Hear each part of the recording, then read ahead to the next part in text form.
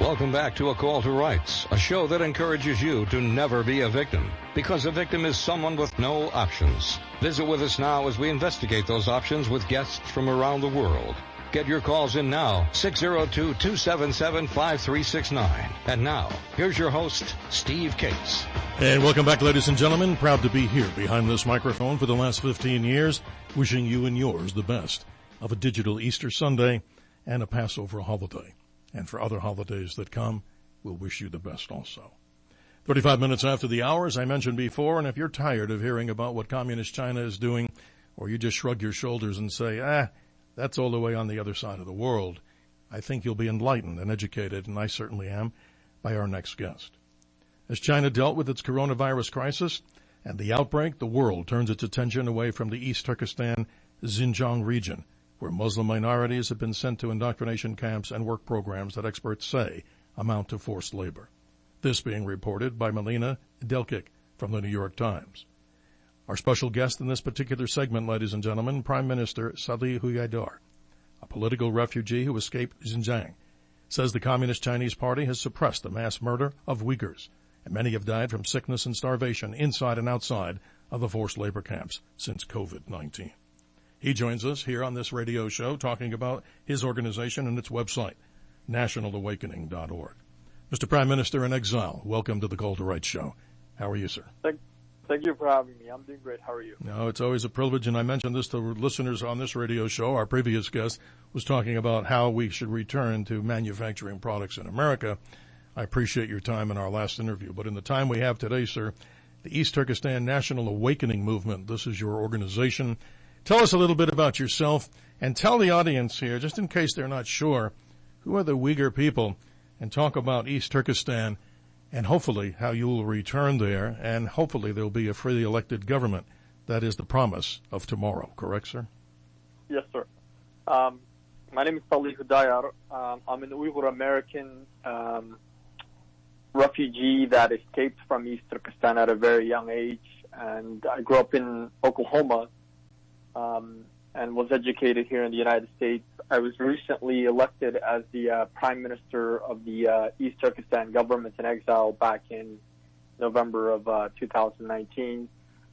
Since then, I've been, trying to advocate for on the East Turkestan issue. Yes. Trying to get international governments, especially the United States government, to recognize East Turkestan as an occupied country, and to formally give diplomatic, political, and economic and financial support to raise our issue and bring it onto the international political table.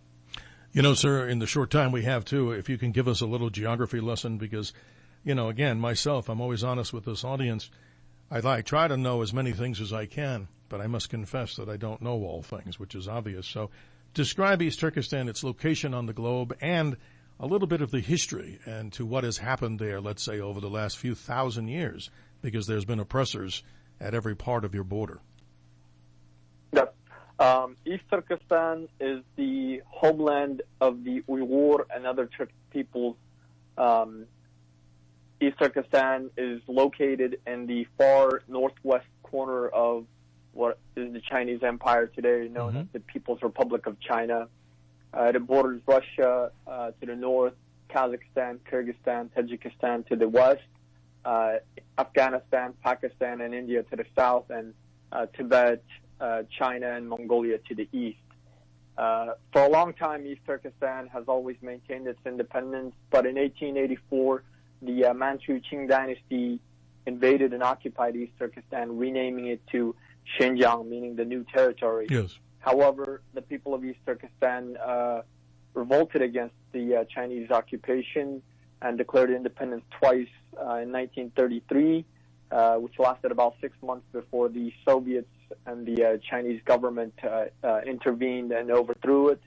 The second one was we declared independence in 1944, and that lasted until December 22nd, 1949, when the People's Republic of China invaded and occupied East Turkestan. Well, let me say this to this audience, sir, and this is a 50,000-watt signal going out. all over the place here and not sitting on a soapbox bragging. But you have my full support in this because we're about freedom, you're about freedom, and we're brothers, not necessarily in arms, but we're brothers, and we're many sisters out there, the females, of course, listening. There should be, obviously, and I'm saying something so ridiculous here to the audience, there should nothing like this should stand in the world where oppressors take away freedom. But look at the world of history. But I want your response to this, and I say it with no embarrassment. The Chinese Communist Party is a deadly virus, an enemy of humanity, just like the COVID virus is. Your comment on that, sir, obviously, this is knocking it out of the park here because all the things they're trying to do here is not good in the world of freedom. Of course, indeed. Thank you for raising this point. The Chinese Communist Party is the biggest virus that humanity is facing, and that the people of East Turkistan, Tibet, Mongolia, Hong Kong have been facing for decades.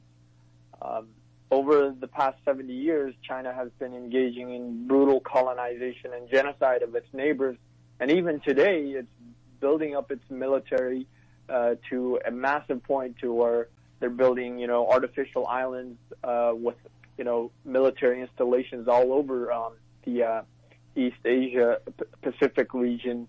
And this is deliberate, to prepare itself to invade its neighboring countries. The Chinese dream, especially post-2013, with the One Belt, One Road strategy, is to make sure that China becomes the most powerful economic, political, and military power in the world, and they're not seeming to, relent from engaging in all sorts of oppression, even spreading the coronavirus to the world. Absolutely. This goal. Folks, if you'd like to get in touch with someone here who's very special to us here, all guests are special, but in the world situation today, if you'd like to get in the conversation, the Call to Rights hotline, the local Call to Rights hotline, 602-277-5369, nationally 1-866-536-1100. Who is your question directed to? Salih Hudayar. He's the elected Prime Minister of East Turkistan in exile, a man who has a lot of passion.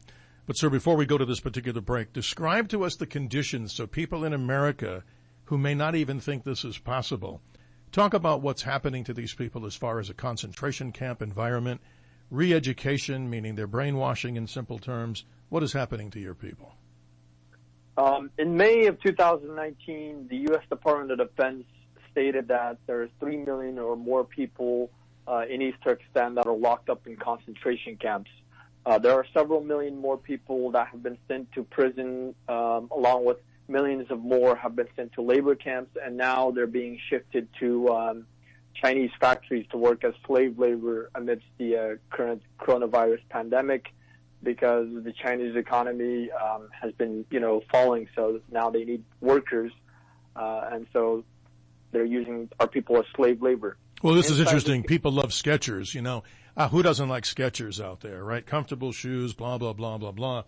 But you're here to tell us that many of these, I don't know if all of them are, but even if one shoe is made under those conditions, that's horrific. And that is true, sir, and plus other products. Yeah. We have numerous videos of where Uyghurs have been forced to work in these factories producing, Skechers, Nike, other large brands, consumer electronics, car parts. The Australian Strategic Policy Institute listed 83 well-known brands that are complicit in the use of Uyghur slave labor. That's horrible. And again, our special guest here, ladies and gentlemen, privileged to have him and call him a friend, a brother in freedom. Salih Hudayar, he's the elected Prime Minister of East Turkistan in exile. He's here for your questions and comments to the top of the hour. The website that you can join and learn so much more is nationalawakening.org. The cover story on this is the East Turkistan National Awakening Movement, awakening the world to the truth about East Turkistan. A very important subject, sir, and I appreciate your time. We're coming up on that break here, ladies and gentlemen, and when we come back, I would like the elected Prime Minister in exile to talk about what's going on as far as this is a horrible subject, and he'll express it in his own words, harvesting of human organs against the will and wishes of individual people. How horrible. It's going on, ladies and gentlemen, and we have a great guest to talk about it, and not only talk about it, but with great solutions. I'm Steve Cates, 15 years behind the microphone, guaranteeing us nothing, but we deliver you the best in news and the best in information about freedom, the Call to Rights radio show.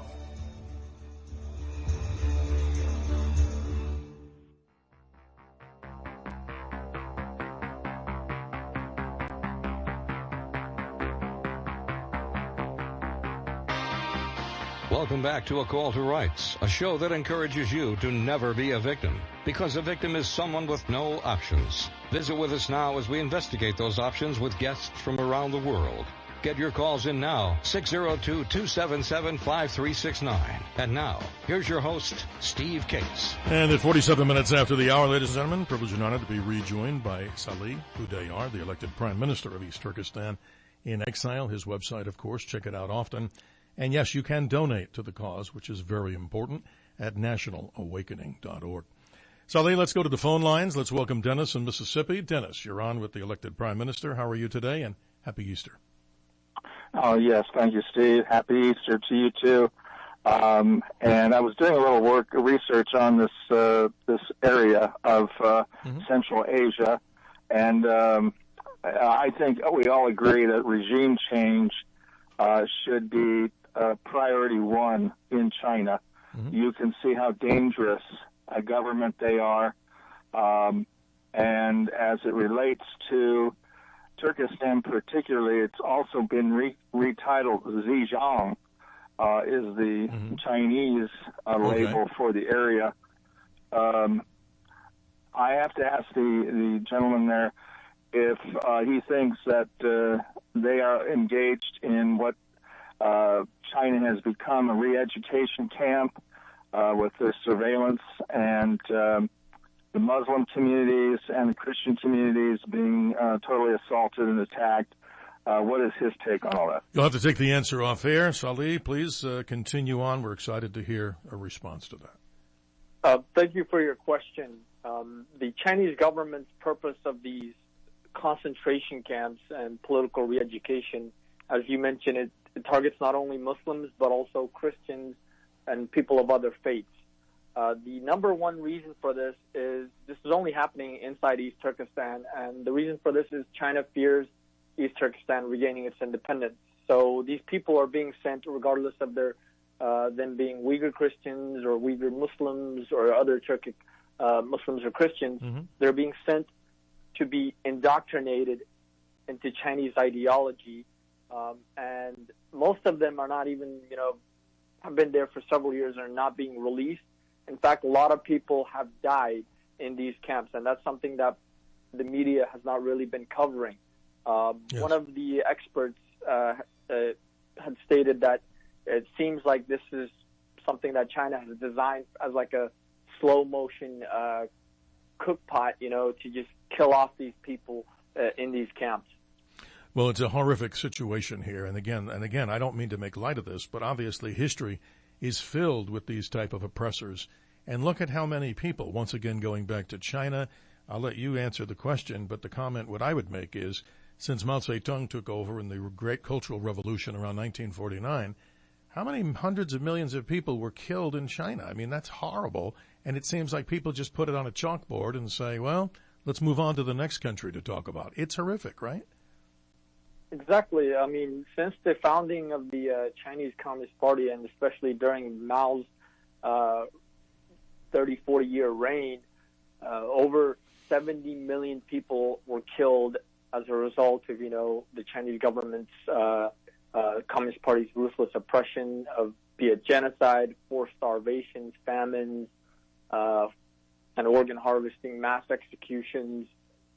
Well, let me stop you there on the organ harvesting. I want you, and I'm not going to interrupt here because we're almost out of time here, and it's hard for me not to interrupt when I'm passionate about something. You understand that. Talk to us about, this is not an alleged thing. This is not fake news. Talk about body organ harvesting here with the people, the Uyghur people. What is going on here? So organ harvesting had initially started in the 1980s. The Chinese government would initially harvest the organs of political prisoners that they were going to execute.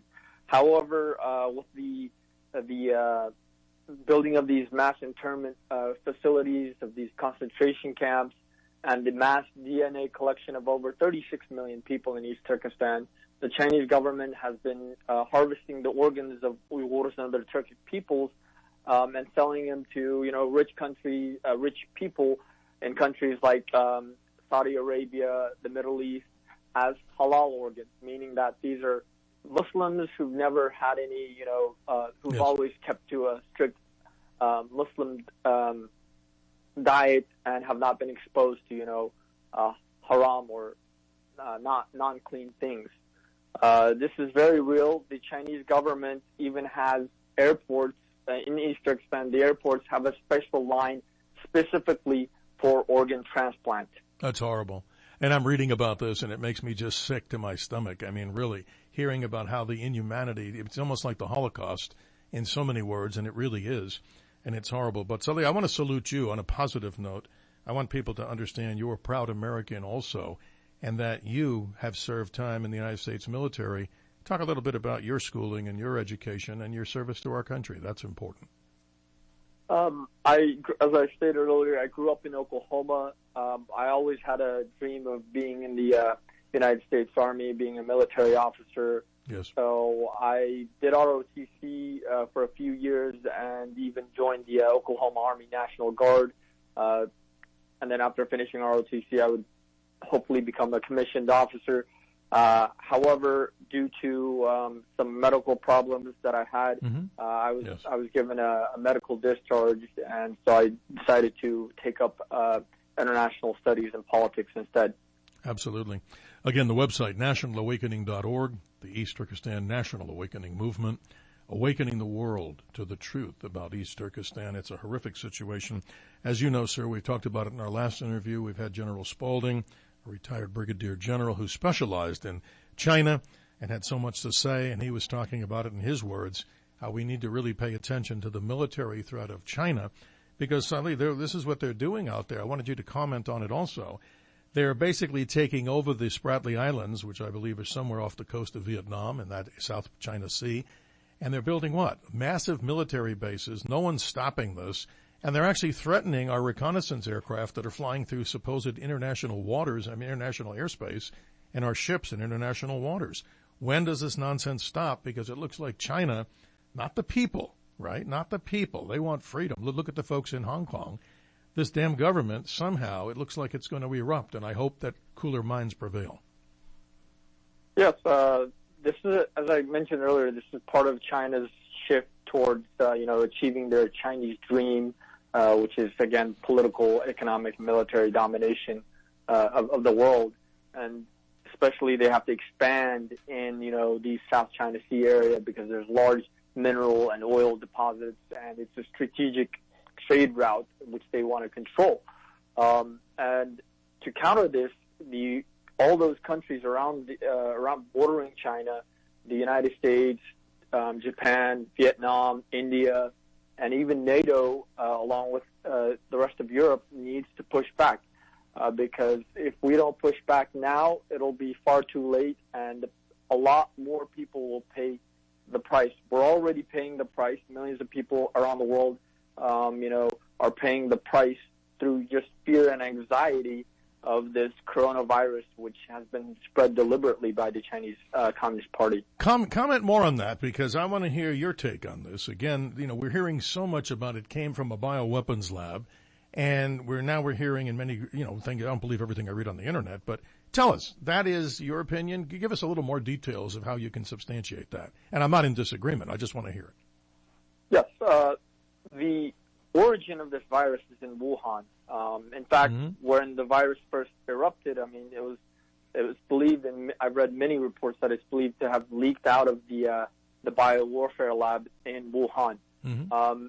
Back in December, when this virus erupted, the governor of Hubei, which is responsible for Wuhan, immediately notified Xi Jinping and the Chinese Communist Party's special working group that had been created following the 2003 SARS pandemic. Right. However, Xi Jinping and the Communist Party just denied it and said, we're not going to interfere. And even when medical doctors and journalists tried to warn the world about this, the Chinese government, censored all of this, arrested them. Some have actually, these journalists and doctors have been arrested, and we don't even know what happened to them. Some have died. Yes. And weeks later, after it started, they opened up their borders, let these people go out all over the world. And then once it started hitting, the United States, Europe, the Chinese government started to push back and say, oh, no, this was brought by the United States. Some United States Army soldier brought it over. It's created by them, which is ridiculous. And now, while they were doing this at the same time, they, through, their little network or a huge, expansive network of Chinese Communist Party loyalists across the world, they began to buy off all of these medical equipment, masks, and all, hand sanitizers, buy this all and ship it back to China. And now China's selling that at a, highly,